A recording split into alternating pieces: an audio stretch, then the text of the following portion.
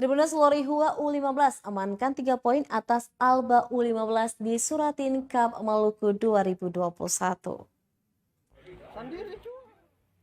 Sekolah sepak bola SSB Lorihua U15 berhasil amankan 3 poin berkat kemenangan atas Alba Hatukau U15 pada putaran kedua Suratin Cup Maluku 2021.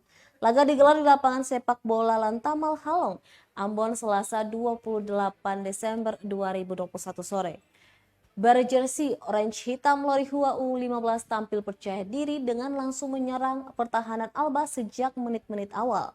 Alba Hatukau di bawah asuhan Dulawa Bula mencoba bertahan dan tak ingin kehilangan 3 poin atas Lorihua. Namun gol pembuka pada pertandingan tersebut justru dicetak oleh Isran Rolobesi milik Lorihua FC pada menit 13.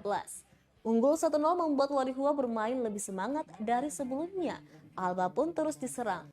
Tak berselang lama, Lorihua kembali mencetak gol lewat Ariel Rico pada menit ke-25 waktu normal dan membuat skor menjadi 2-0. Skor tersebut bertahan hingga wasit meniup peluit panjang tanda berakhirnya pertandingan babak pertama. Pada babak kedua, Alba Hatukau mencoba merubah taktik serangan dan terus menekan pertahanan Lorihua. Namun kokohnya pertahanan Lorihua tak dapat membuat Alba Hatukau mampu menciptakan 1 gol pun.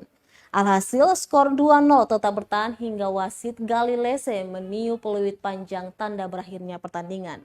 Lorihua pun berhak atas 3 poin penuh dalam pertandingan pada putaran kedua tersebut.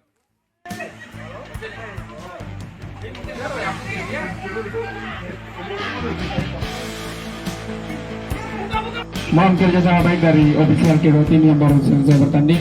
Bekas-bekas gelas botol air mineralnya untuk dijadikan satu. Terima kasih.